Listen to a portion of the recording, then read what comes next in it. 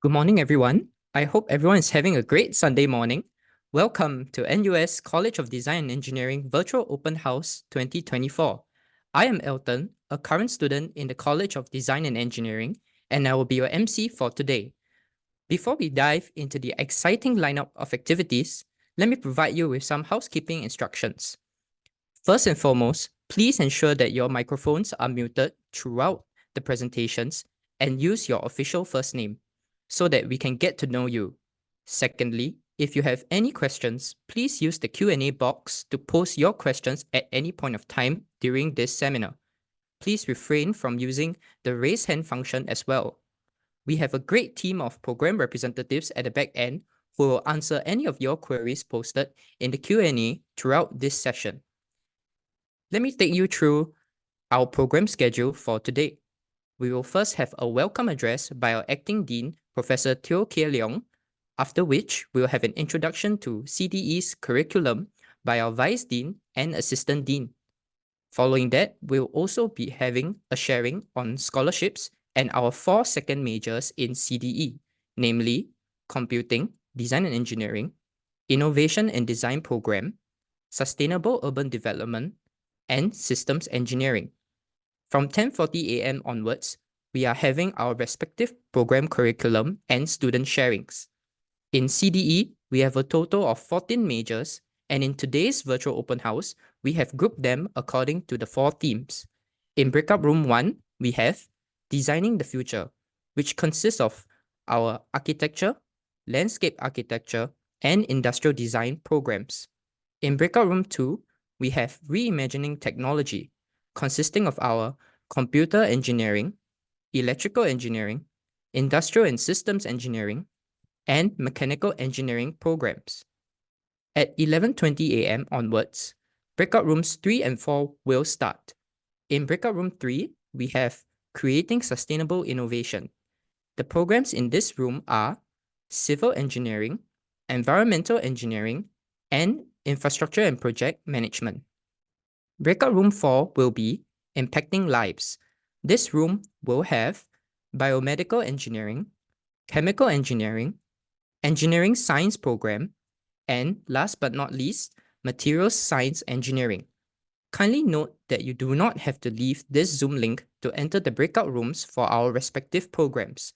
More information will be provided when the breakout rooms are open.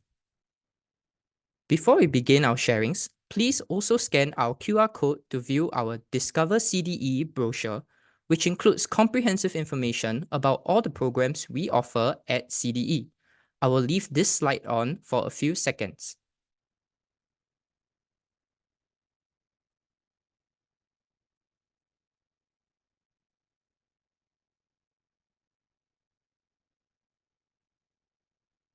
Now, without further ado, I would like to invite our acting dean, Professor Teo, to share a few words. Prof. Teo, please. Welcome to the College of Design and Engineering. I'm Professor Teo K. Leong, the acting dean. At CDE, we offer a total of 14 undergraduate degree programs spanning design, architecture, and engineering, catered to the diverse interests and aspiration of our students. This program will empower you to pursue your passion and achieve both your academic and career goals. In tandem with this, 3 key themes run through our CDE education. The first is a practical hands-on learning experience. From your first semester to your final one, you will engage with real-world problems, providing invaluable practical experience. Complementing this is the second theme, our future-focused curriculum. This aspect ensures that you are well prepared for the ever-evolving demands of tomorrow's workplace, equipping you with the skill sets and competencies needed in the rapidly changing professional landscape. The third theme is unparalleled choice and flexibilities.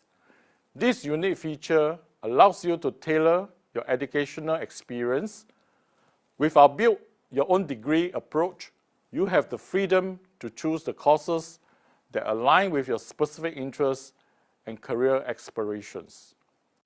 I'm also thrilled to share the launch of a new and exciting design scholarship, in addition to our existing engineering scholarship.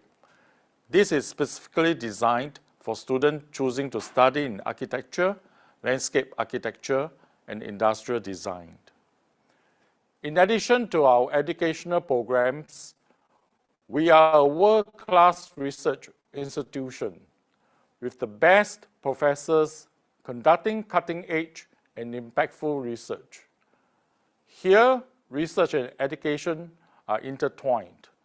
We strongly encourage our undergraduate students to make the most of their time with us by working with our researchers to gain this valuable experience. A well-rounded university education extends beyond the classroom.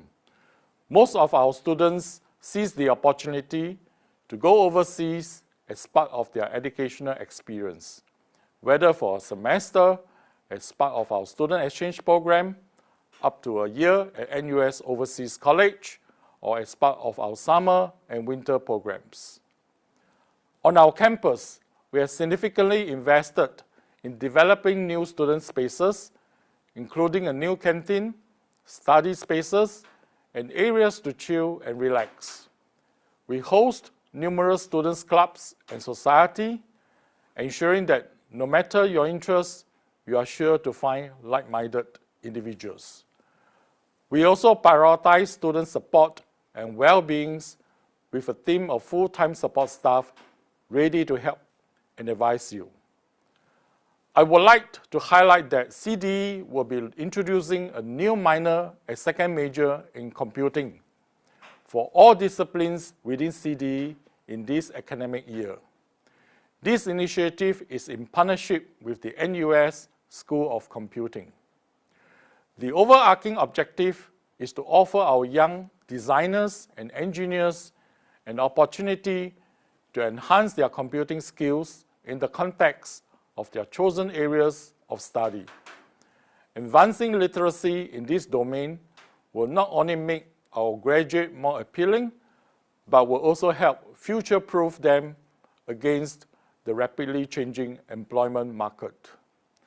We understand that choosing where to pursue your university studies is an important decision. At CDE, we are here to prepare you for the future and provide you with a great experience along the way. Finally, I encourage you to stay tuned as my colleagues will be sharing comprehensive insights into the richness and depth of our academic offerings.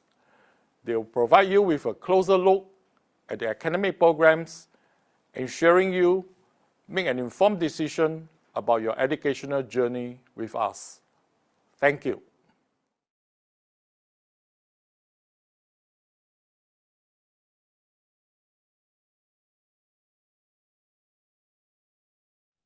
Thank you, Prof. Teo. We'll now move on the time to our Vice Dean and Assistant Dean, Prof. Martin and Prof. Chia, to share with you more about CDE's curriculum. Prof. Martin and Prof. Chia, please.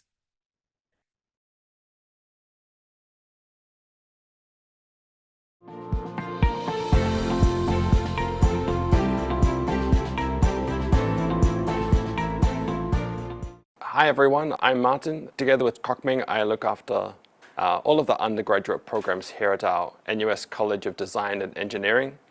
So I'm a biomedical engineer by trade, creating digital humans. Ming, you're quite different. Yeah, I'm very different. I'm a registered architect. I'm the associate professor in the Department of Architecture. Together, Martin and I today will give you an overview of what's in store in CDE's curriculum. All right, let's start with what is design and engineering. Design, Ming, that sounds like you. Well, it has its root word in Latin and French to mean devise or scheme or plan, or better still, to make an informed decision so they can implement an idea in its true form. Maybe Martin, tell us about engineering. Yes, engineering also comes from Latin. Two words here, engineer, ingenium. So creating, generating, and also clever. Don't forget clever. So we're looking to create not only solutions, but ingenious solutions. So basically that's what we do. We create, we make, we enable. If you think about the chair you're sitting on, the screen you're looking at, or the roof over your head, none of these are possible without design and engineering. So let's think about the very small scale. This is one of my colleagues, Huilin. Her aim is to get rid of the needle biopsy for cancer, right? You don't want to go in there with a long needle and try and take a tissue sample. Instead, she can do the same thing with a single drop of blood. She works with a lot of clinicians, but she's not a clinician, she's an engineer with us at CDE. So that's at the very small scale. What about the very big scale, Ming? Well, this, I guess everybody knows this, the jewel at the airport. It's two things. It's a gateway into Singapore that tourists and even for local people to see as a spot of leisure. It is also a city in nature, but what's behind it is really a team of professionals working together in an interdisciplinary manner to achieve this city, little city in nature. You have the architect who designed the entire interior environment as well as the form. You have the structural engineer who comes in to make structural sense of it. You have the mechanical, electrical engineer that puts in the building system. Look closely and you could even see the transport, the train going through, and that certainly involves a transport engineer. Not to mention the landscape architect who is responsible for selection of plants so that it can thrive well in this environment. So maybe I can start by saying why our curriculum is like it is. So basically, in the past, knowledge wasn't freely available. It was in the heads of some profs and the books that they wrote. So you'd go to university, you would learn from these profs, now you had the knowledge in your head and you're immediately valuable. You can go out and get a job. But along comes Google, YouTube, Khan Academy, Wikipedia. Now you can find out pretty much anything you want to know if you just look. So these days, everything is immediate. The employers will say, can you code widgets? Can you make gadgets? If you can start on Monday. But a lot of the types of jobs that we currently have available will be eventually taken over by digitalization, AI, automation, robotics, this sort of thing. So you think, for those who are watching not yet at university, it's going to be 4 to 6 years time before you even start looking for a job. What are you going to see? Well, really still the open area where we can add value is in our creativity, right? What can you create? When we think about Singapore as a knowledge economy, we're not talking about what you know, we're talking about the generation of new knowledge and from that to create value. So Ming, can you tell us how we can have these future-proof themes running through our curriculum? Certainly. I mean, there are 3 attributes that describe the CDE curriculum. First, future-focused curriculum deals with, well, the technology that we encounter today, the potential and the opportunity availed by the rapid urbanization going on, as well as the new technology, as well as climate emergency that requires interdisciplinary approach to solve these complex problems. Next on the list is this practical, hands-on learning. We work with industry so that we create authentic project-based learning platform that enable our students to understand real-life issues, real-life problems, and also the experience gained by the practitioners that collaborate with us. Last but not least, this unparalleled choice and flexibility actually works on the strength and the interest of students, how students could build their career, differentiate themselves from a cohort within our CDE curriculum. Right, so at the start of our curriculum, we have something called the Common Curriculum, which all of our CDE students take. It says 15 courses, but don't worry, you don't take them all at once. If maybe your parents, uncles, aunties went to engineering, for example, the old curriculum will say Maths 1, Maths 2, Physics 1, Physics 2. No more of that anymore. We now have something which is focused on learning how to think, putting more tools in your toolbox to create opportunities so you can tackle any problem that's put in front of you. So we have design thinking, system thinking, creative thinking, all different types of ways of tackling problems. We also have our 21st century competencies, data and digital literacy. We have AI and sustainability in there, and throw in some communications and an integrated project to wrap it up. And we have a very strong foundation for our common curriculum, no matter which way you decide to go. So Ming, how about our majors? Yeah, there's a mouthful, and this is my mouthful now. I think we have 14 majors.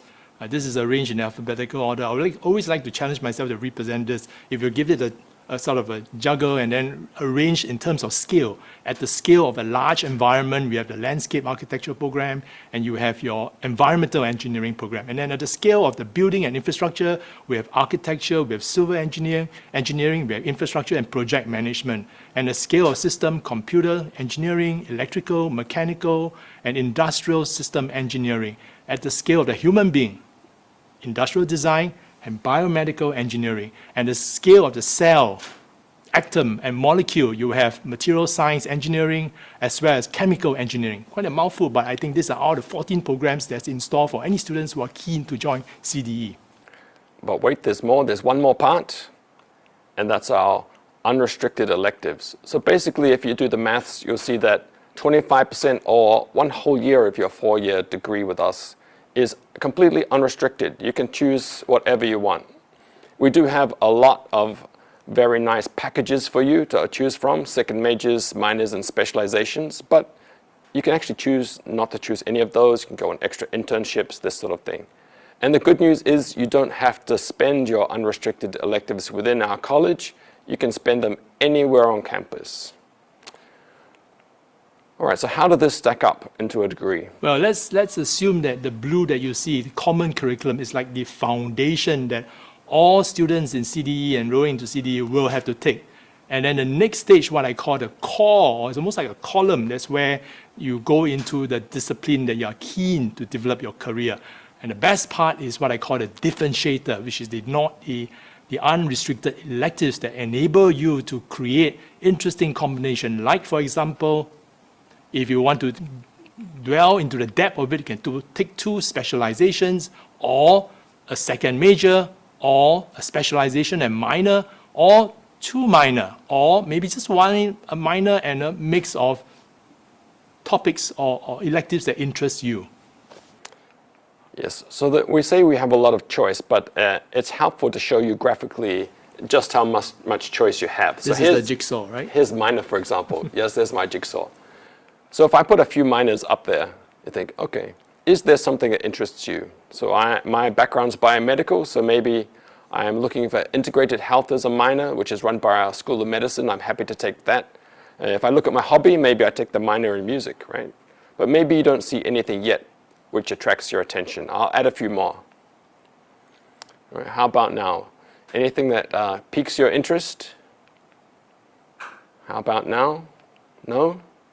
Add some more. So there are actually many, many different minors for you to choose from. And of course, this is only the minors, yes? And as Ming just said, you can choose more than one if you want, right? You can choose 1, 0, 2, maybe even 3. Actually, can you choose 3? Yeah, why not? So can you actually do essentially this? This is a good question. And make a taller column for yourself. It is possible, but students will ask, well, would it cost me more? The answer is no, it doesn't cost you more. And how do we actually work on this? Well, some of these courses could be double counted. Then they enable you to take up more more courses within a shorter frame of time, and it doesn't cost you any additional dollars. Yes, so you only have to read 40 courses to get your degree, but if you want to read more, get more lines on your transcript, go right ahead. Show us what's next in the oven, fresh from the oven. Yes. So if you don't know what this is, you can ask your parents. It used to be that from design and engineering, many students would walk around with one of these sticking out of their backpacks, right? So this is actually a T-square used for drawing when you have to draw on paper with a pencil, but these days, all of our design and engineering looks more like this, right? We all do it on the computer. We do have some themes in our common curriculum in this direction and also in our majors, but we're very pleased that this year we have something brand new, which is we're offering a minor and a second major in computing, right? So this is being co-developed by us here at CDE and our good friends over at the School of Computing here. So this isn't a degree in itself. This is something that you take alongside your CDE to enhance it, right? You choose any of our majors, and then you can add on a minor or a second major in computing. So basically, there's 2 parts to the program. There's a core part, which is based on computer science and AI, so everyone will take those. And then we have a huge basket of electives, and you can choose which way you'd like to specialize within the computing field, right? And here's the key thing, only available to CDE students. So in order to access this, you must sign up for one of our CDE degrees. All right, there's some of you out there will also be interested in entrepreneurship. Here's a student that I taught, okay, I won't tell you how many, but many years ago now. He founded NUS's first unicorn, which means his company, PatSnap, is valued at over $1 billion US. Yes, came out of CDE, but he's hardly an isolated case. We have many, many startup companies coming out of CDE. To put things in perspective, we have a lot of these icons on screen, each representing a company. We found about this many companies every year, and a lot of them are coming from the students. So if you're interested in this, I'd highly recommend our Innovation and Design program, which also comes as a second major and a minor.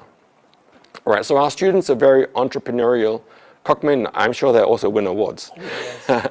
Coming from both design courses as well as engineering courses. Right here, you could really sum them up to say is they are looking at the well-being of the environment, the well-being of everyone, and of course the well-being, specifically the eye. So you have right at the bottom, you have the recycling right scheme, where they are looking at how the bins could provide the right affordance so that you know what to dispose of in the right places for recycling. And then you have designs that look at how to sleep well, providing aromatherapy, sound therapy, and even modulating the light within the room, and even a safe way of getting water from the water cooler, and a device that you put in the fridge that ensures that your food is safe. And the most outstanding one here is what is called HOPE, Home Eye Pressure E-Skin Sensor. It's actually like a glove with a special material that for glaucoma patient, where they can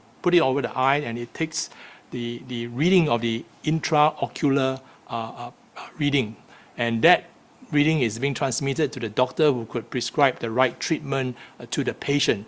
Best part of it, it is easy, it is painless, and it's very convenient. So these are the kind of things that our students challenge themselves to push the boundary of design as well as engineering.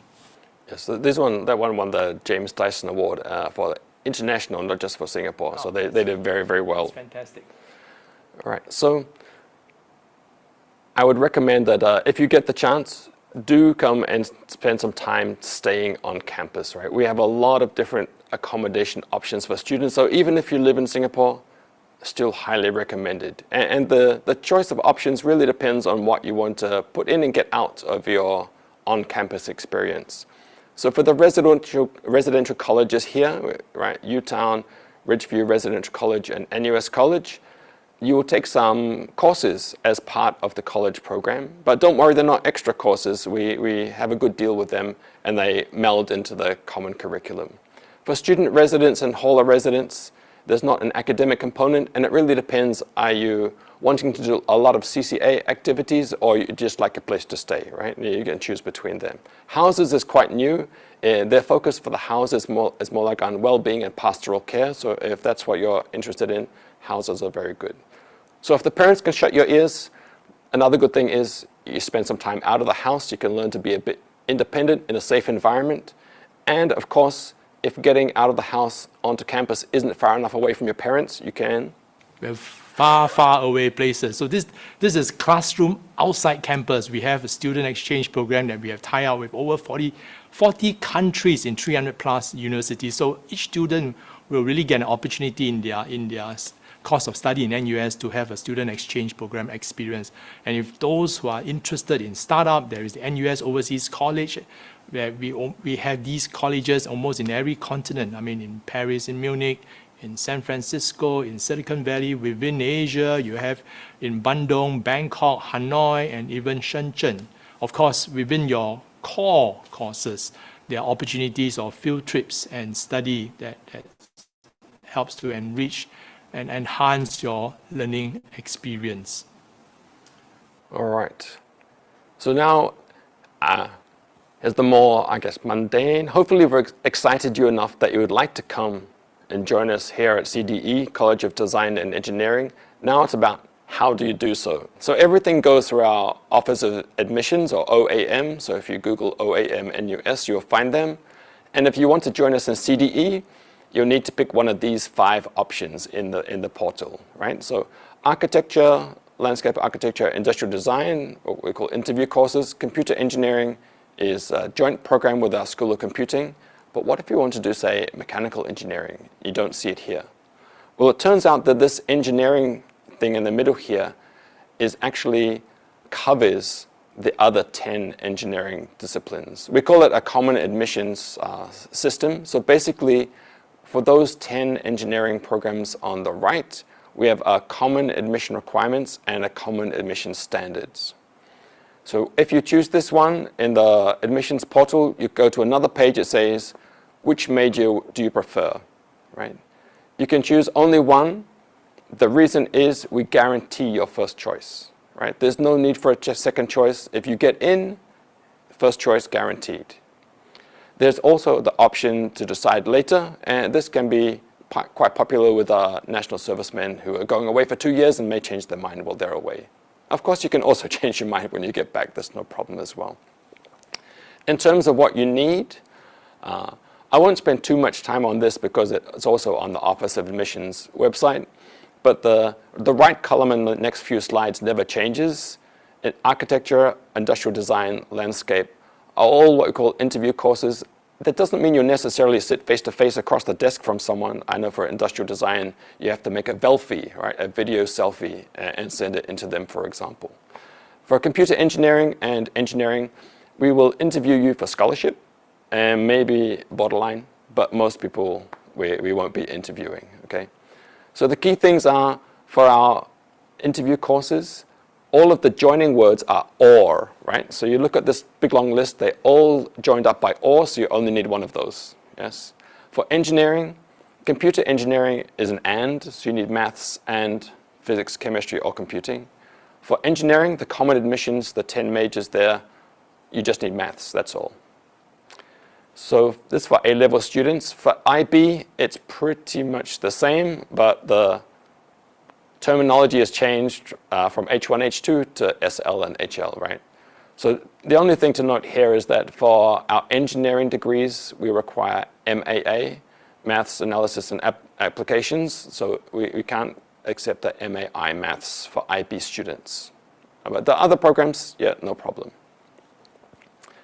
NUS High, again, pretty much the same. Engineering, just needing maths. Computer engineering, maths and physics or chemistry, and more flexibility for the design type degrees. Second to last, polys.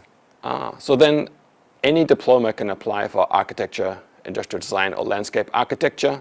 We have a very long list of accredited diplomas online for engineering and computer engineering, so I encourage you to visit OAM to see if your diploma is accredited to us. And for international students, well, I'm afraid I have no time to go over the tens, hundreds of places that our students come from, but the information is there on our Office of Admissions website, so I would recommend you have a look, but basically the idea is the same. If you want to do engineering, you need maths. If you want to do something else, it's a broader funnel. All right, so then people say, what's your cutoff? What's your cutoff? Unfortunately, I can't tell you our cutoff, but we do publish some information. We have our 10th percentile, which is published. I just showed for A levels. This means that we admit 10% of our students with grades worse than this. We have 90th percentile. We admit 10% of our students with grades better than this. Okay, so most people are not worried about the 90th percentile. They're worried about the 10th percentile. And don't be too worried. If you don't apply, guarantee you won't get in. So basically, we have what we call a direct admissions cutoff, somewhere between the 10th and 90th percentile. And if you're above that, we'll just admit you, no problem. But for a whole lot of our students, we do aptitude-based admissions, which means we say your grades are good enough, what else do you have to offer, right? Well, CCA, did you do any competitions, leadership, many, many different things we look at. So the grades are not a good representation of who gets in at the bottom half of the scale. All right, I think I've talked way too much about academic things. That's an incentive. Yes. Now for the one incentive. So please stick around for the talk after this. It will go through a lot of our scholarships. I've been told not to talk about scholarships, leave it for them. But one thing I do want to mention is our CDE Masters Award, because it's quite new. You think, why am I talking about masters? So the idea is that we identify top students at the point of undergraduate admission, and we make a commitment, we invest in you to say we want that longer relationship with you. We will pay for your masters with us, right? There's no obligation on your part, obligations all on us. So the key things are, you need to be local, and you need to choose one of our engineering common admissions majors to do this. And then we can give you this award, and when you finish your bachelor's, go out to work, maybe part-time, you can do your master's and choose from any one of these on the list, right? Okay, Ming, there's much more to life than study. Yep, never a dull moment. So within CDE itself, we have spaces to grow. We have these student-centric spaces. There's a roof garden that you can grow your edible plants, as well as a little kitchenette in which you could conduct workshop in order to help you to unwind through baking or cooking and then share among friends.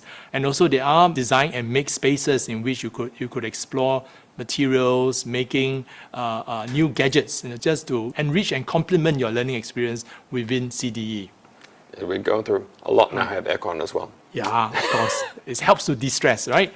And of course, at a larger scale on a campus, it's really not just about study. I think there's always this play, friendship, living on campus, and this wonderful green environment. It's almost like a city. I mean, you have a music conservatory, you have the art center, you have the museum, and just outside the campus, you have the supper stretch, which is really 24 hours of food provision to all students who wants to have a nightlife.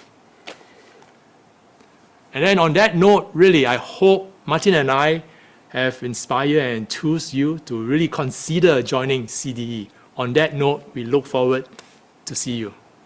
Thank you. Bye-bye.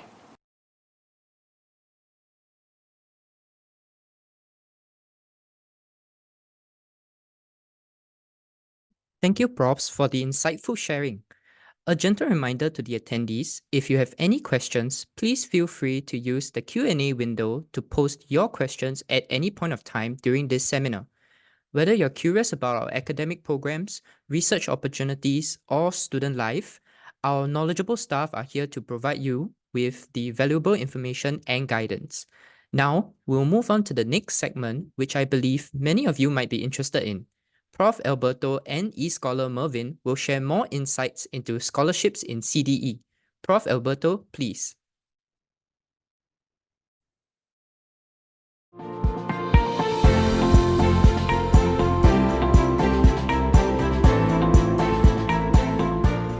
Hello everyone, welcome to this presentation on scholarships at the College of Design and Engineering.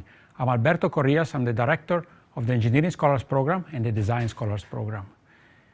In my presentation today, I will spend most of my time talking about the two top scholarships program at NUS CDE, the e-Scholars Program and the D-Scholars Program. After that, I will cover the other interesting NUS scholarships opportunities, the NMS and the GMS, and also opportunities for international students. So I'm going to start with some history to understand the important legacy of these top scholarship programs. It all started back in 2009 with the establishment of the Global Engineering Program, which was launched with a clear intent of attracting top talent to the engineering disciplines. The program was revamped in 2019 by adding interesting benefits for the scholars. The program was renamed as Engineering Scholars Program or e-Scholars. In 2024, the program was expanded to include students pursuing design degrees, architecture, landscape architecture, and industrial design. Those students will be named D-Scholars or Design Scholars. So let's see the characteristics of these two programs, starting from the e-Scholars program. The overall structure of the program is a 3+1 structure. What does 3+1 mean? The students will study their bachelor degree. Instead of the normal 4 years, it's accelerated into 3 years. In the fourth year, they will read a master's degree. All this is covered by the scholarship with no bond. An alternative is what we call a 4+0 model, where students in the 4-year of undergraduate studies, they will gain 2 bachelor degrees instead of the normal one. This is called the double degree programs. Both are options available in the eScholars program. So in my previous slide, I mentioned a Bachelor of Engineering degree. So which bachelor am I talking about? Well, the answer is that you can choose any of the bachelor degrees offered by the NUS College of Design and Engineering. Essentially, the eScholars will wear 2 hats. One of being scholars, part of the scholars program, and the other one of students of their chosen bachelor degree, be it mechanical, chemical, electrical engineering. There is maximal flexibility here, which is one of the main characteristics of the program that differentiates it from other scholarship programs available in Singapore.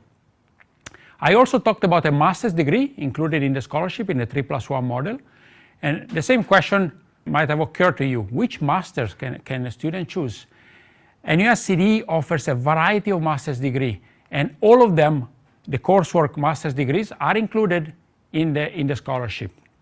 So the students can choose. At the end of the 3rd year, they will apply to their chosen master's degree, and upon admission, the scholarship will cover the tuition fees. Here you can see a list of the master's degrees available. You can see many of them are technical in nature, but also there are degrees like the Masters of Management of Technology, which is more like business in nature. So there's really a wide variety of choices. There's also the possibility of pursuing the Masters of Engineering, which is by research. The scholarship will cover 1 year of such degree. Now let's come to the other flexible features of the program. As I mentioned, one of the key features of these scholars is flexibility. So during their undergraduate studies, the scholars will have the same access to all the undergraduate benefits as the other students: specializations, second majors, minors, various projects. At the end of their bachelor degree, those students in the 3+1 structure will graduate and then pursue the master's degree at NUS CDE, which is included in the scholarships. Students in the 4+0 model will continue in the 4th year to pursue the double degree program. Now, these 2 options are covered by the scholarships, but they're not the only options. We do not force students to go into any of those outcomes. For example, after graduation, students could apply directly for PhD in NUS or overseas, or apply for a master's degree overseas, or, as some have done, going to work directly after their bachelor degree. The fact that the scholarship covers those items doesn't mean that we force students to go through that. There's a unique flexibility feature, again, that differentiates this program from others available in Singapore. Now let's move on to the D-Scholars program, the Design Scholars program. For those students choosing the Bachelor of Architecture, the structure is a 4+1. The scholarship covers 4 years of undergraduates plus 1 year of the Masters of Architecture. For students choosing other design degrees, like the Industrial Design degree or the Bachelor of Landscape Architecture, the scholarship covers the 4 years of undergraduate studies. Similar to the eScholars program, these scholars have no bonds whatsoever.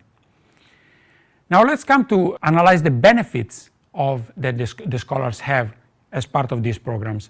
And I'm going to start with the residential benefits. One of the most sought after places to stay in NUS is the university town. eScholars and D-Scholars will receive an offer to stay at one of our partners colleges, the Residential College 4. The stay is subsidized by the scholarship, and the students get to experience the unique living and learning experience of university town. What does that mean? It means that some courses, the general education requirements, for example, are taken within the college in classrooms that are actually physically at the college, in a small classroom settings that facilitates interaction among students and between students and lecturers. Now, the subsidy that is provided with the scholarship covers the residential fees together with the living allowance that is also included in the scholarship. It sets up a situation where the students and the families don't have to pay anything for their stay at University Town, and there will be money left for the students. It's also possible to apply to other residential options in NUS, including the NUS College. Another important benefit that is very popular among students is traveling opportunities. Scholars get to go to the student exchange program, and there's a generous subsidy associated to it. The student exchange program works in such a way that students will go to a partner university for a semester typically, but there are also other durations, and take classes at the partner university and bring back the credits to fulfill the graduation requirements here at NUS. Here in this slide you can see some of the schools where our scholars are currently or have done in the past their student exchange program. It includes some of the top schools worldwide. It's an enormously popular program, and the subsidy includes a $5,000 for the student exchange program to defray cost of airfare and accommodation for the student exchange program. And there's also possibility to go for summer and winter schools overseas, and the subsidy is $3,000. For example, the winter school in South Korea is extremely popular among the scholars. Also, during summer and winter schools, you can gain credits that you can bring back to fulfill the graduation requirements here at NUS. The other extremely popular traveling opportunity of which scholars have preferential access is the NUS Overseas College Program.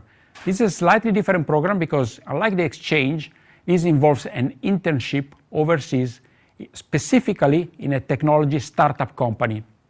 So there are many locations available in the US, in Europe, and in China, and other places as well worldwide. The traveling costs are subsidized by the scholarship. So there's also $5,000 that either can be used either for the exchange or for the NOC program. And here you can see some of the locations where our scholars have gone in the past. And the internship is particularly interesting because it's in a startup company where students get to be exposed to all sides of the business. This is in contrast with interning in a big company where students are normally interning in one specific department in a company. So the scholarship provides preferential access to this very prestigious NUS Overseas College Program. Now, there's other opportunities that we make available to scholars, and in part, this one is about following their aspirations. What do I mean by that? We set up a structure which we call aspirational project courses, where the premise is very simple. We tell the scholars, okay, do you have any idea that you want to pursue? Is there any community project that you want to set up and implement, or any other idea that you like to experiment on? These courses provides a framework, a safe framework where the students can explore their ideas and gain academic credits. There will be a discussion with their academic mentor on what to work on, and there's no restrictions on the area of work. It can be within their discipline or even outside. It helps them clear their unrestricted elective requirements, and most importantly provides a safe space to experiment their own ideas, fail early, and because there's no stress in delivering a prototype or a final product for these classes. They are only available for e-scholars or D-scholars, and we believe it's important to provide this safe structure for them to gain credits and experiment their own ideas.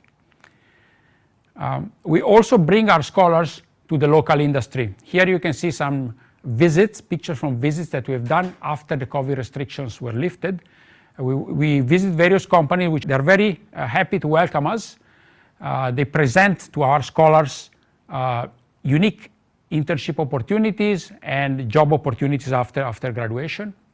Here you can see some private companies as well as government linked companies. For example, at Boeing, when we went in February, we got to try their flight simulator, which was quite fun.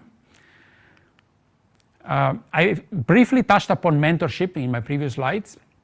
This is a very important feature of the Scholars Program. All scholars are paired with an academic mentor, which is specifically chosen among award-winning professors who have shown a particular tendency to be student-centric.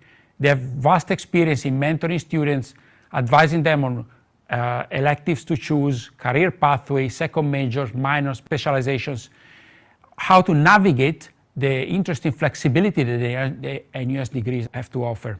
Also, on career advising, they can provide useful advice. Typically, students and scholars meet at least once a semester with their mentor to discuss their academics choices. So this slide shows a summary of the financial benefits of the scholarship. They provide 100% tuition fees with no bonds. The subsidized residential fees is for university town is for 2 years, which combined with the living allowance, which is $6,000 a year, will cover the entire residential fees and leave some money left for the student.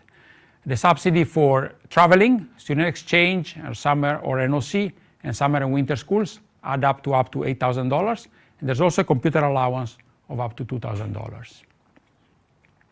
Now we monitor closely what our graduates end up doing while they are with us. Here on the left, you can see the class of honors upon graduation of our students. The vast majority graduate with the honors of higher distinction. This is particularly important because if you remember, most of the students will undergo the 3+1 pathway where they accelerate their engineering degree between 4 years into 3 years.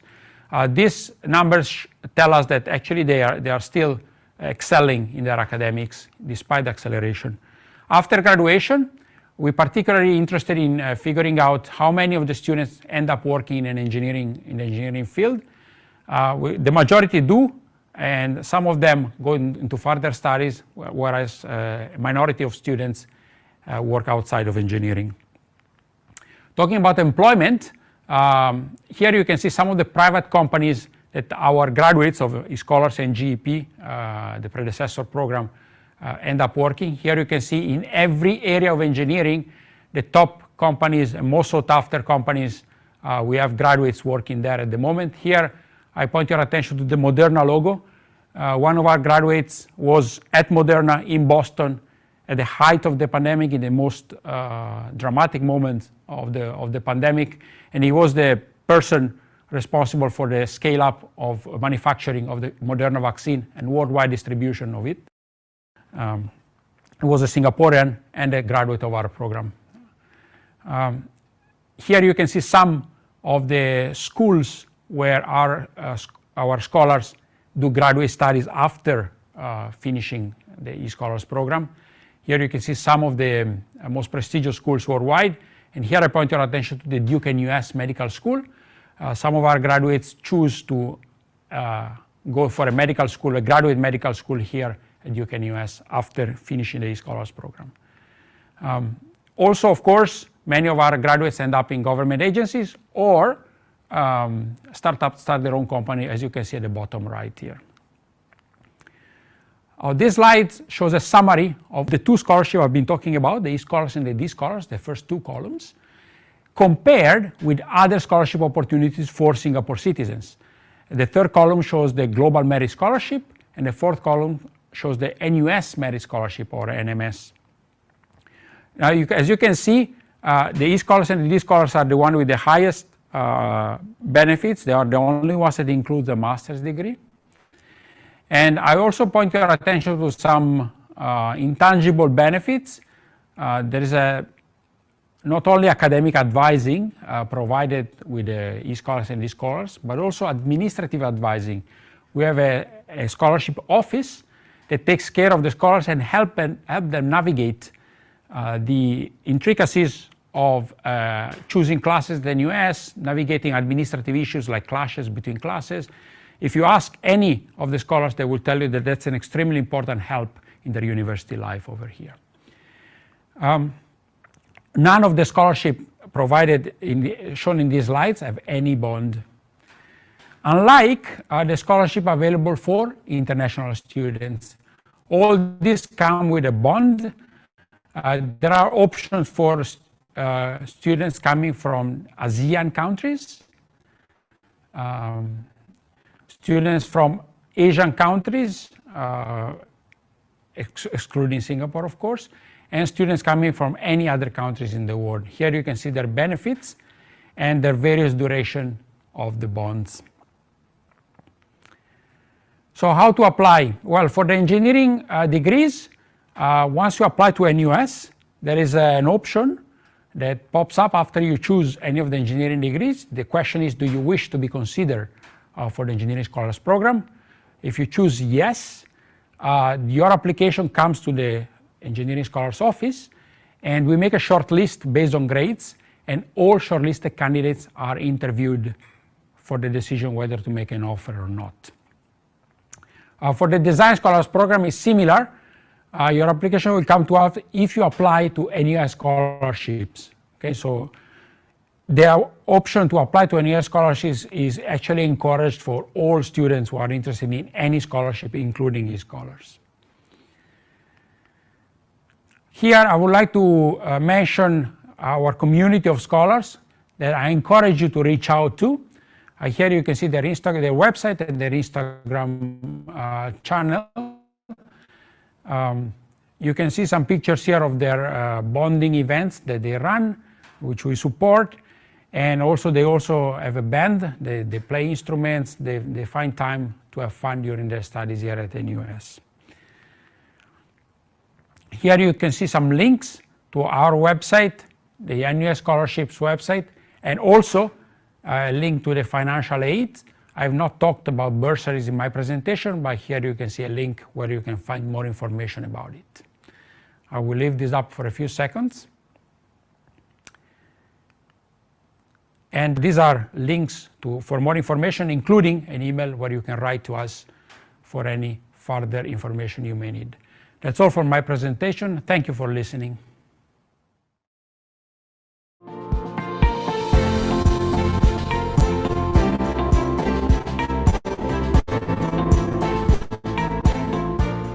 Hello, in this presentation, I will share my journey and insights as an engineering scholar, along with highlighting the diverse opportunities available to us. Let's begin with a brief introduction.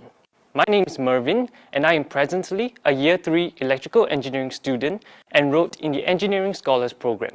As we embark on an accelerated academic pathway, this year marks the final year of my undergraduate studies. I currently hold the position of the co-president within the Engineering Scholars Student Committee. I am also an alumnus of Dunman High School. In 2018, I completed my education at Dunman High School, obtaining an A-level certificate. The following year in 2019, I secured a position to study engineering at another esteemed university.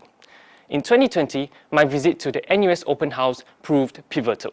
There, I had the privilege of interacting with students and professors across various engineering disciplines. I was particularly captivated by the extensive array of courses offered by NUS Engineering. Furthermore, the Engineering Scholars Program piqued my interest due to its compelling program structure and opportunities. Motivated by what I have discovered, I applied to the NUS Electrical Engineering Program alongside the Engineering Scholars Program. I was shortlisted and underwent an interview. Presently, I am navigating the final year of my undergraduate studies while concurrently preparing for my master's degree. Beyond pursuing an accelerated educational pathway, I benefited immensely from the dedicated guidance provided by an assigned mentor, who assisted me in academic planning and offered invaluable career and life counsel. Moreover, I was afforded exclusive opportunities to engage with numerous companies, enabling me to expand my professional network and deepen my understanding of various industrial sectors. Engineering scholars are subsidized for international programs. I partook in a winter school session at the Corrias University in 2021, which offered me a glimpse into the experience of studying and residing outside of Singapore. This experience was so enriching that I subsequently enrolled in the Student Exchange Program, where I had the opportunity to attend classes at the University of California, Los Angeles for a semester. My time at UCLA was profoundly impactful, as it presented me with a challenge to learn both within and beyond the academic setting. Entrepreneurship has long been an area of keen interest for me. I embraced the chance to participate in the NUS Overseas College Program, where I did an internship at an Indonesian-owned biotechnology startup in Jakarta, Indonesia. This experience allowed me to witness firsthand how startups adapt and thrive in dynamic business landscapes. Engineering scholars are presented with the option to reside at University Town. Just like many of my peers, I stayed at Residential College 4, where I attended system thinking themed classes and connected with fellow students from diverse academic backgrounds. Additionally, I participated in a variety of recreational activities and interest groups that were offered by the college, such as table tennis, football, and many more. In summary, my educational journey at NUS as an engineering scholar has been nothing short of transformative. The comprehensive curriculum and program has equipped me to become an adept problem solver with versatile and applicable skills across multiple industries and geographical regions. I wholeheartedly encourage you to consider joining the Engineering Scholars Program and seize every opportunity to enrich your experience at NUS. Thank you, and now let's watch a video about how it's like to be an e-scholar.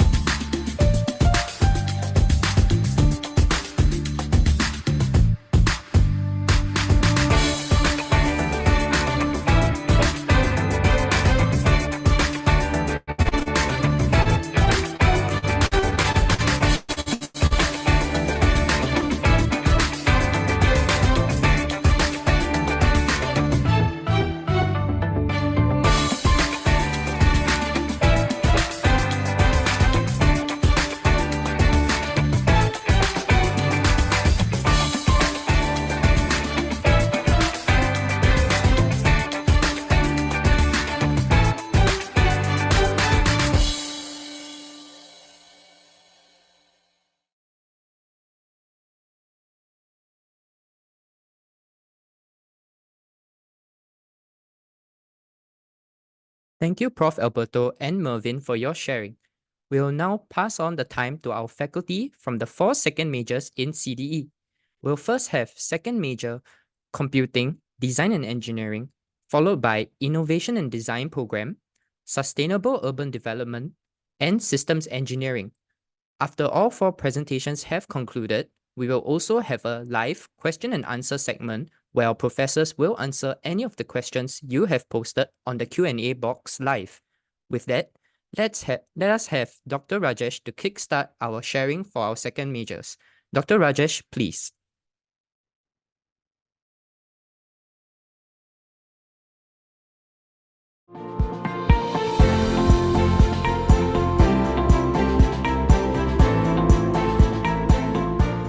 Hello, I'm Rajesh Panicker. Welcome to this short presentation on the second major or minor in computing, design and engineering. Why did we start this program? The interstices or the overlaps between disciplines are the most exciting, for that's where breakthroughs happen. One's queries and investigations and innovations can transcend disciplinary boundaries. Computing is permeating all aspects of our lives and all industries. Computing technologies now play a very crucial role in revolutionizing engineering and design disciplines, streamlining processes, optimizing designs through data analysis and simulations, and accelerating product development. The second major or minor in computing is all about complementing your primary major, which could be any discipline in engineering or design, with computing knowledge, leading to a second major or minor in computing, design and engineering. Sure, you could do your jobs in the future based on your primary majors in design and engineering, even without computing knowledge. However, having computing knowledge to complement it is like wearing a good pair of spectacles that will allow you to see the world more clearly, enhance the quality of your work, and of course, improve your career prospects. The second major or minor in design and engineering computing is hosted by Department of Electrical and Computer Engineering. It is co-developed and co-branded with the School of Computing. It is open to all CDE primary majors except computer engineering. and it is not open to those who are taking a second major or minor in computer science at the School of Computing. It is contextualized to the CDE to prepare the next generation of designers and engineers. Students will learn fundamental computing concepts, analyze complex problems, use computing-based tools, and apply cross-disciplinary techniques to design solutions via digitization and automation. You can choose from a wide range of discipline-relevant electives in addition to your core courses. The requirement to obtain a second major is to complete 6 core courses and 4 electives, which is a total of 40 units. The core courses include courses such as Programming Methodology 1 and 2, Computer Organization, Software Engineering, etc. And any variant of CS 1010 is good enough to satisfy the requirements, though vast majority of the CDE students take CS 1010E. And for the minor, the requirement is to complete 3 core courses and 2 electives, which is a total of 20 units. While CS 1010 is compulsory, you have some choices when it comes to other courses. The other CDE CS level 2 courses will count as electives if you don't use it to satisfy the core requirements. Computing serves as a powerful tool in engineering across various disciplines, facilitating design, analysis, simulation, optimization, and decision-making process, ultimately leading to efficient and innovative solutions in each field. Recognizing this, we have a wide range of electives to help you broaden your horizons. Some such courses include, for example, from electrical engineering, we have courses on robotics and automation, data science and engineering, embedded systems, etc. And from architecture, you have digital modeling and simulation, spatial computational thinking, etc. From industrial engineering, you have simulation, machine learning for industrial engineering. You can visit our website for more details on the various electives available. Now, computing knowledge enhances your ability to perform many jobs and opens up numerous opportunities, a few of which are mentioned here. For example, you could be a robotics or automation engineer, design technologist, process optimization engineer, to name a very few. Here are 2 of our graduates who have found the computing background immensely useful in their current roles. We have Jody, who is a software engineer in Visa, who has taken a number of computing related courses and is now applying it in his workplace. We have Abdul Hussain, who is a graduate in mechanical engineering, who has a minor in computer science from School of Computing, who ventured out to start his own company in the field of engineering, automation, and robotics. And he has also taken a number of courses related to computing. And this could be you in a few years' time. Thank you. And for more information, you can visit our website or contact us.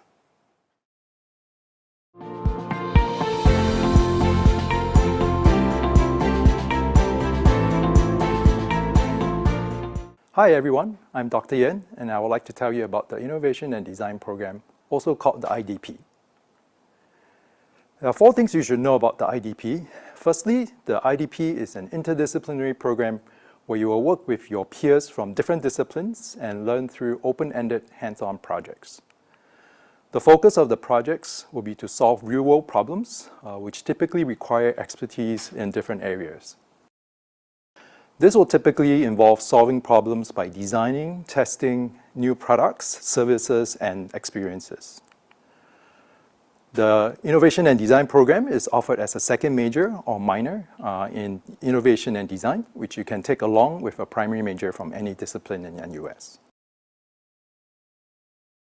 So in the IDP, we think of innovation as being composed of 3 critical areas. First, we need to really understand what is desirable to customers and end users, what are their pain points, and how different solutions have to be integrated into their workflows.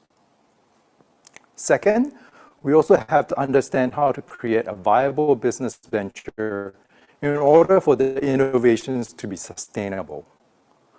Finally, we have to find out what is possible with technology and what are the pros and cons of different technologies.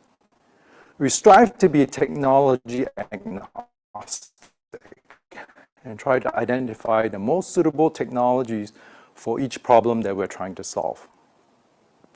It is with these three areas in mind that we have structured the IDP curriculum to include a class on user-centered collaborative design, a class on value creation and innovation, and 2 engineering design classes that each last 2 semesters, where students apply the principles they learned in those 2 classes while they work on real-world problem statements.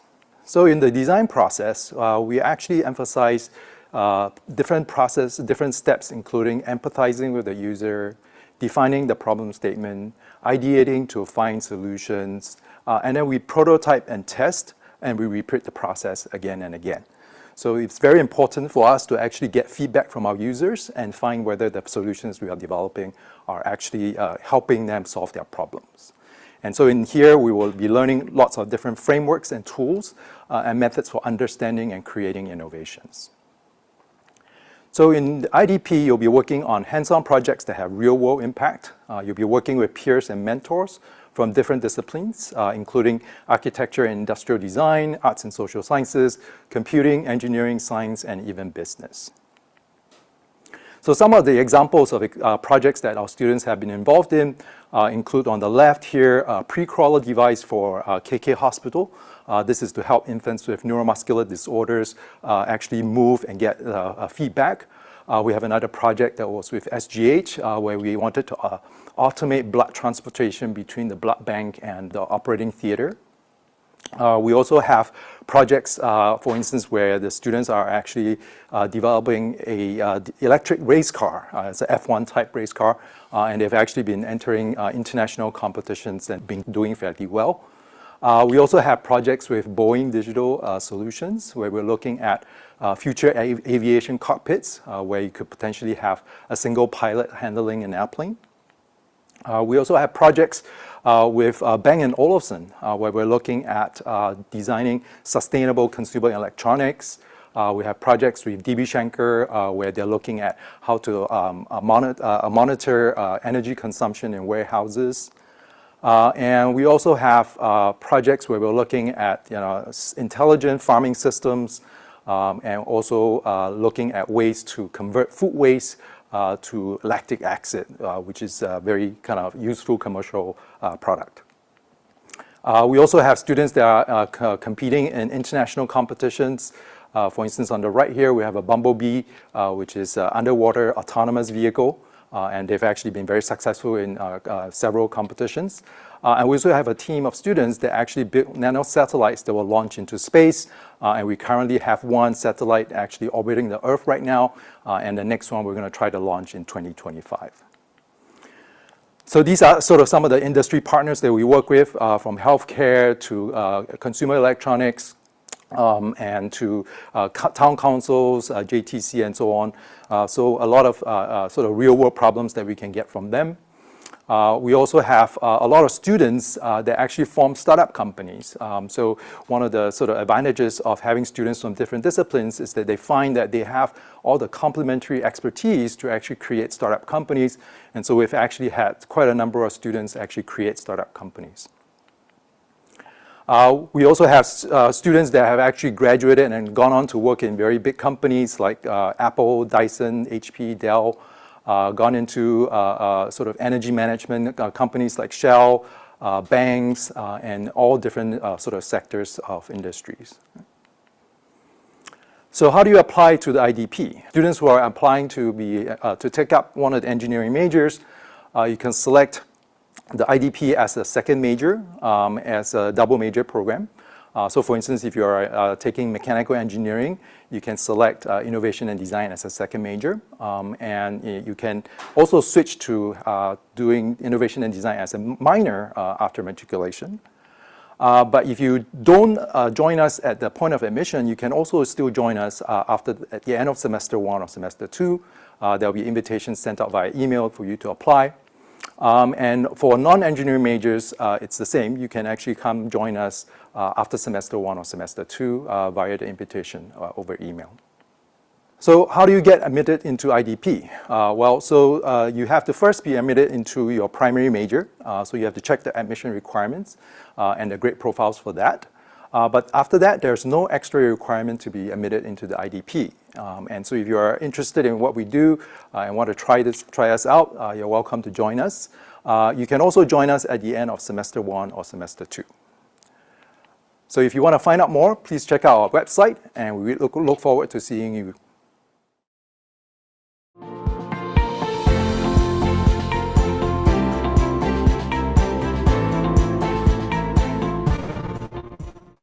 Hi everyone, I am Professor Rajasekhar from the Department of Civil and Environmental Engineering. I am in charge of the second major, Sustainable Urban Development. One of the global challenges we have at the moment is to be able to achieve net zero carbon emissions by 2050 for a sustainable future. This initiative brings together two major themes which deal with sustainability and climate resilience. So we need to have an educational program that will address these two themes together to make our graduates future ready. So there are three distinctive features of the second major. First, it's stackable to any primary major that you currently pursue or you would like to do in the future. And the second distinctive feature here is that it's an interdisciplinary second major cutting across various themes, and it will also broaden your exposure to local, urban, and global challenges. And third, last but not least, you can do double counting up to 16 units, which means that you can also do a minor or specialization of your choice on top of the second major. So by 2050, we would have about 7 billion people or 10 billion people living primarily in cities, consuming a vast amount of our limited natural resources. In turn, we spit out about 70% of carbon emissions in cities, accelerating global warming, making climate change worse than what it is. So basically, we have to decarbonize our economies, reduce pollution, and also minimize the consumption of natural resources, contributing to eco-prosperity. And this is what the second major is all about. And we have the built environment that's constantly expanding as a result of increase in urban population. At the same time, we have to protect our natural environment. And the second major basically bridges the gap between expansion of the built environment and protection of the natural environment, contributing to sustainable development in the end. And we have Singapore Green Plan 2030 that basically has 6 different clusters or pillars, as you may call, and we need to have an educational program that will translate this vision into practical actions. And indeed, this is what the second major is all about. And we do have an innovative curriculum in place that will cut across various themes as shown over here. For example, green development, zero energy buildings, and circular economy, water, food, energy nexus, renewable energy, and climate change mitigation and adaptation as well. So you seldom see a program that has all these features under one umbrella. And in terms of the curriculum structure, we made it convenient and flexible for you. And at the bottom layer, we have a foundation requirement. You can pick any of the 3 courses listed over here. And on top of that, we have the second basket over here. That is the core course. There are 4 core courses coming from different domains, which will basically allow you to develop competency in core areas that are relevant to sustainable urban development. And then you have the third layer over here that basically has a basket of about 6 to 7 technical courses coming from different disciplines. You could pick any 3 out of the 6 over here. Then on top of that, either you can do a cross-disciplinary project or you can do some courses of your choice depending on what you wish to do. So by taking courses properly, you can do the double counting up to 16 units, as I mentioned earlier. So basically we have the technical depth being covered in the primary major, whatever you are studying, but on top of that you will also gain cross-disciplinary breadth as a result of the second major you would do in sustainable urban development. At the same time, you would also have 16 units being double counted. That gives you even more exposure to other areas of concern to you. So you can hit 3 birds with one stone. In terms of career prospects, there are many different career prospects that you could think of, all related to sustainability, and just a matter of picking the job of your choice rather than looking for a job. And Singapore would like to become a livable and climate resilient. Given this ambition, there are several ongoing initiatives that are at the moment in Singapore, all related to sustainability. So you would have many different job opportunities than you can imagine. And again, this projection comes from the Singapore government, and this was published in the Straits Times. So before I end my talk, I just want to show a video that is self-explanatory and that brings together the take-home messages related to the second major. So, you've heard about climate change, and you're concerned about its impact. The world is too. Companies everywhere are becoming more accountable for carbon emissions and sustainable practices. If you want to improve our planet while chasing your dream job, we've got something for you. The second major in sustainable urban development is a one-of-a-kind opportunity that allows you to make our world more sustainable, whatever your career path is. Now you can improve your career prospects without any increase to your school workload. It stacks with any primary major in NUS, and you can double count up to 16 units. It teaches you how to tackle complex climate change problems, such as net zero carbon emissions. When you complete the major, you'll be equipped with a set of skills that will set you apart. That means VIP access to careers like this, or this, and maybe even this. Man, that sounds cool. Current students say that it provides them with relevant future-ready skills, no matter where they plan to go. So yeah, climate change is kind of a big deal. But with the SUD major, you can discover your own way to build a sustainable future. Join us today.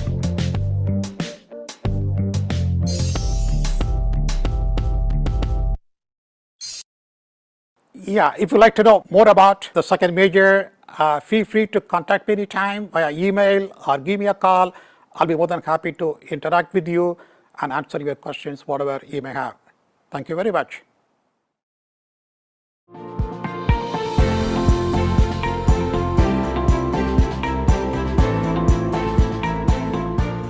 Hi, I'm Associate Professor Cheah Seng. You can call me Aaron.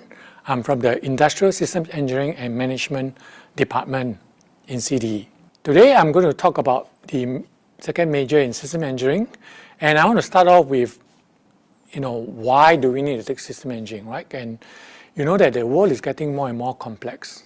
The reason is because things are getting more and more interconnected through the IoT devices, and when things are connected, they become more complex. You generate new behaviors, and so how do you study such a behavior? And that's where the systems engineering major comes in.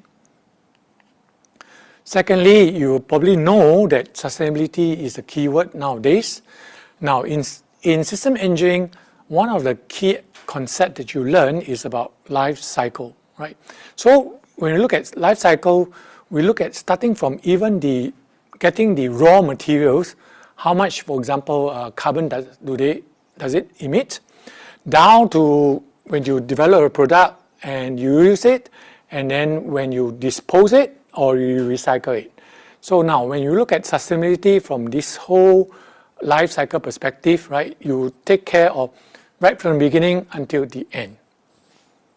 Thirdly, if you look at the fourth industrial revolution, and these are the 8 areas in the fourth industrial revolution, and you can see the one circle in red, which is system integration, is a key aspect of the fourth industrial revolution. And system integration is definitely key in the second major in system engineering. And if you look at the other two areas, the big data analytics and simulation, these are the topics that we will cover in this second major as well. And I will talk a little bit later on. So now, by taking this second major, you will equipped with the tools that you need for the fourth industrial revolution, especially from the system perspectives. We equip you with the tools to understand systems, to look at it, how system thinking applied to all the work that you may do in future as well. We also cover decision making using network information and data. Moreover, you get to know about new and advanced technological systems because you will take some system courses, which I will elaborate a bit more later on as well. Another reason is that it will actually help you to provide you with the pie-shaped competencies. You can see there's this T and pie in the diagram at the background, right?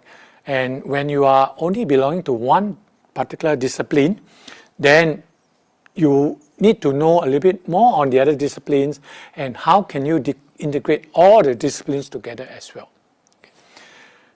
Another reason is it enables you to have stronger industry ties to the projects that you will do in this second major, right?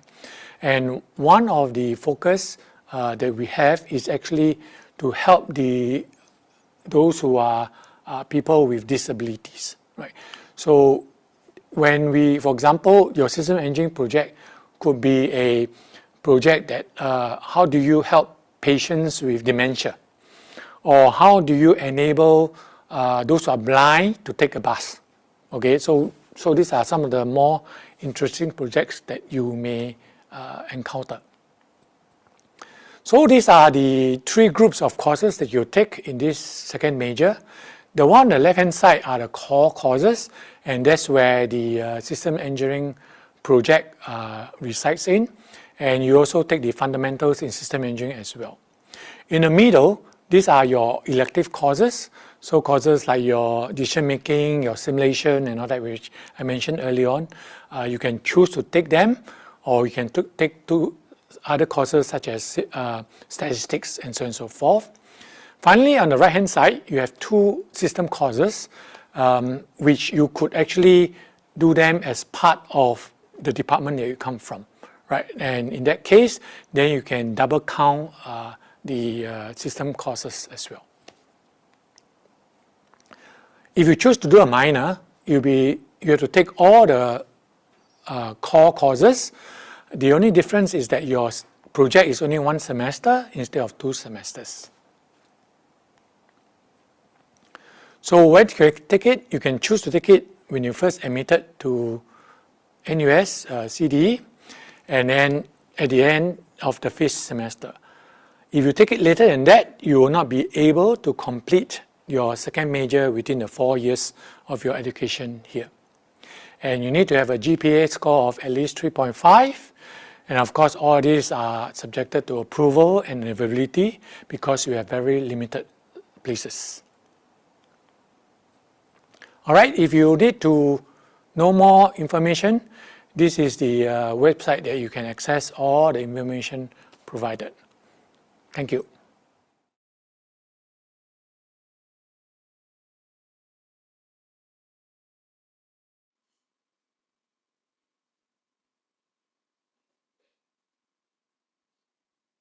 Hi everyone, I'm Derek, a final year undergraduate with a major in mechanical engineering and a second major in innovation and design program.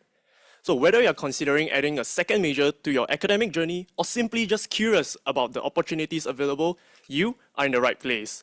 So now, let's dive into our first interactive session of today's event, the live question and answer segment for the second majors.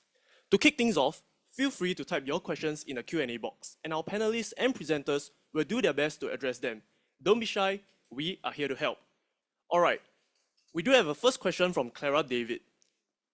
May I know, what are the benefits of pursuing a second major at NUS CDE? Maybe Dr. Yen from Innovation and Design program would like to start first.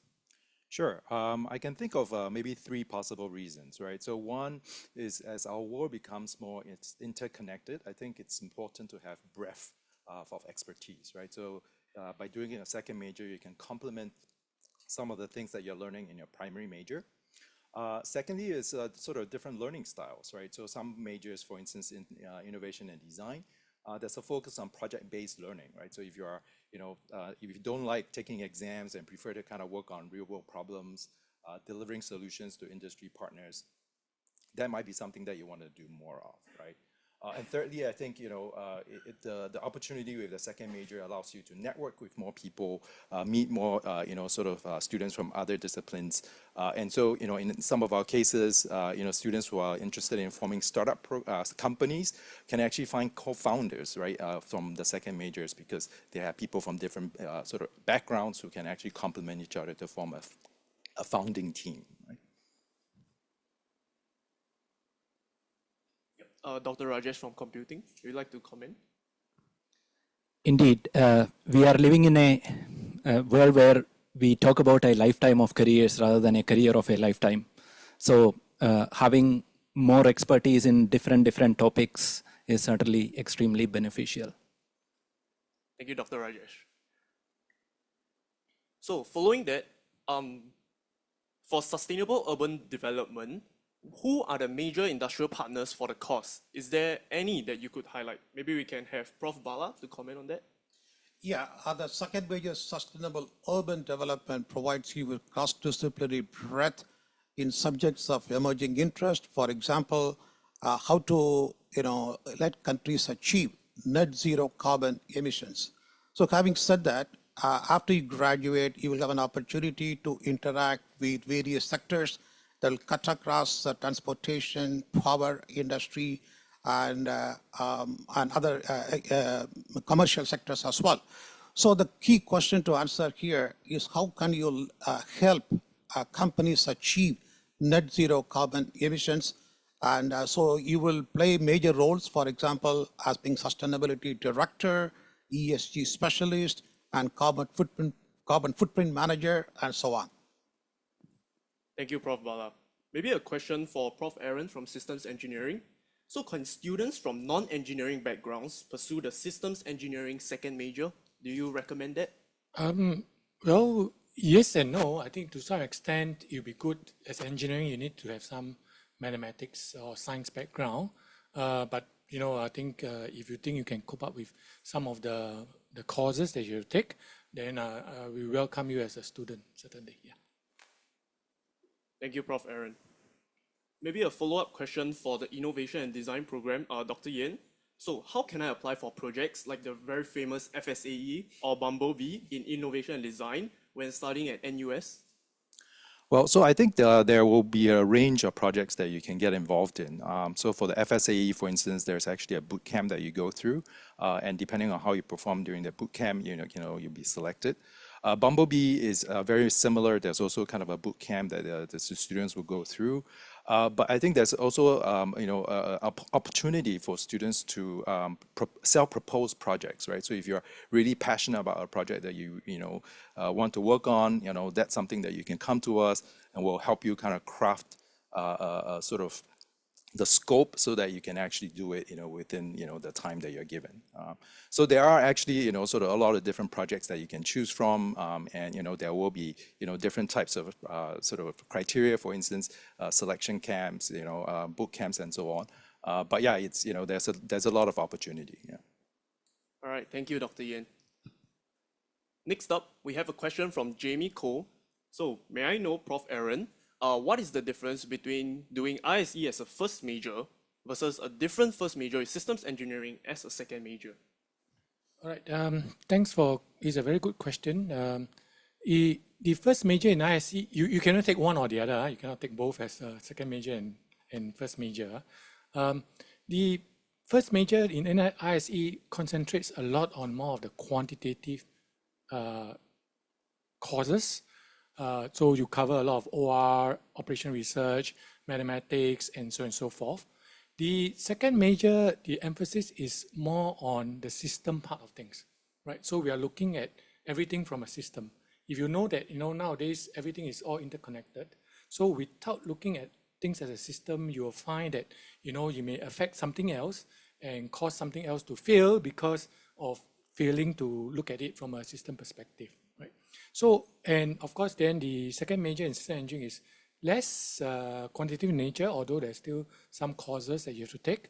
And the emphasis is still more on system integration, looking at the interconnections between systems itself.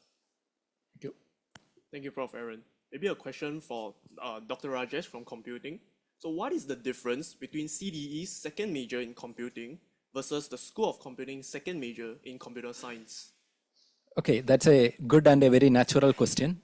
In fact, the core courses are quite similar, which is not surprising given that this program is jointly developed with School of Computing. The difference though is that the courses are contextualized to design and engineering, which allows design and engineering students to appreciate and tackle the computing problems that they may encounter in their primary major. Also, the computing design and engineering program has a wide range of electives, which are computing related courses within the specific primary majors. Okay, it has this advantage that some of these courses can be double counted towards other specializations or other minor or major requirements. Thank you, Dr. Rajesh, for the answer. So next up, for Dr. Yen, Kylie asked, are there any networking opportunities provided for students enrolled in the second major's Innovation and Design program?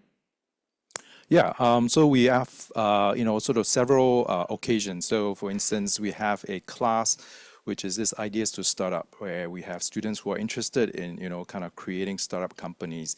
And we will often invite alumni, right? So students who have taken the class, who have gone on to actually create companies to come back and share their experiences. We also often have, sort of events where we bring back alumni to kind of share their career choices, right? So people who have worked at Dyson, worked at Apple, some of these companies, they can come back and talk a little bit about sort of how, having gone through the IDP program, how that has helped them in their careers. Yeah.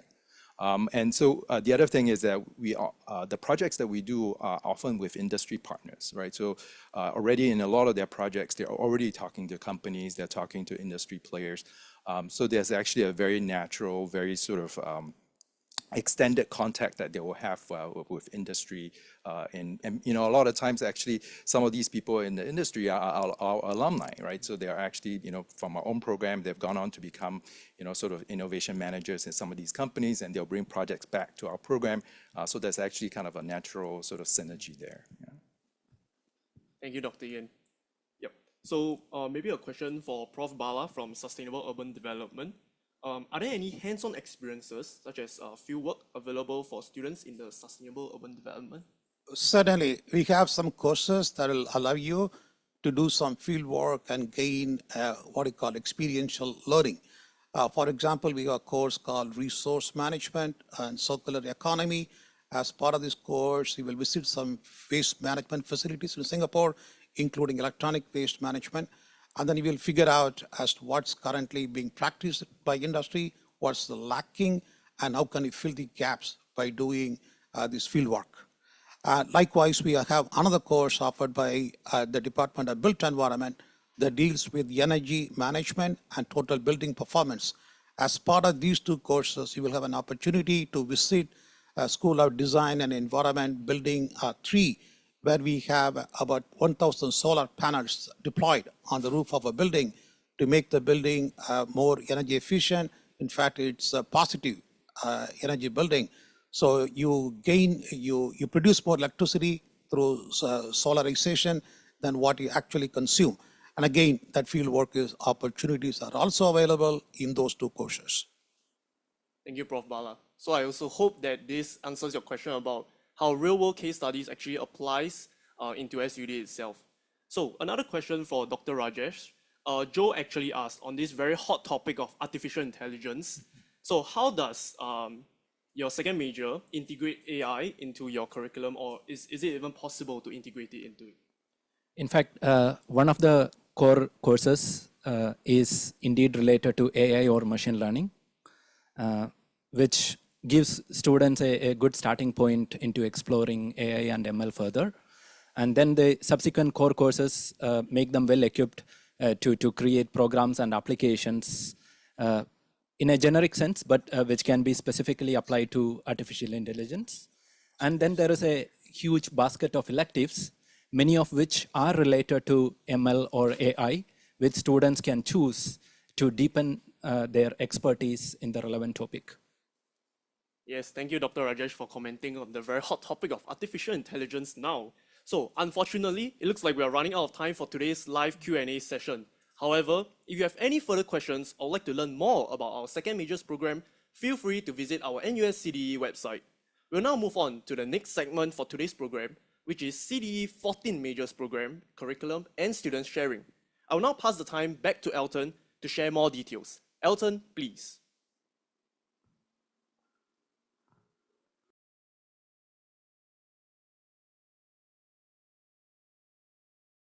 Thanks, Derek. We hope that the second major presentation has provided fresh perspective into our CDE interdisciplinary curriculum. Our next segment will be the program sharing for all our 14 CDE primary majors.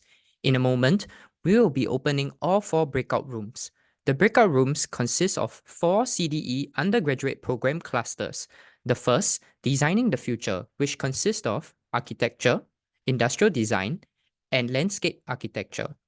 The second room will be Reimagining Technology, consisting of Computer Engineering, Electrical Engineering, Mechanical Engineering, and Industrial and Systems Engineering.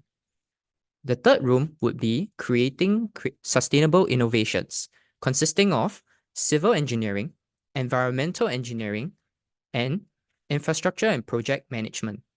And lastly, we have Impacting Lives, consisting of Biomedical Engineering, Chemical Engineering, Engineering Science Program, and Materials and Science Engineering.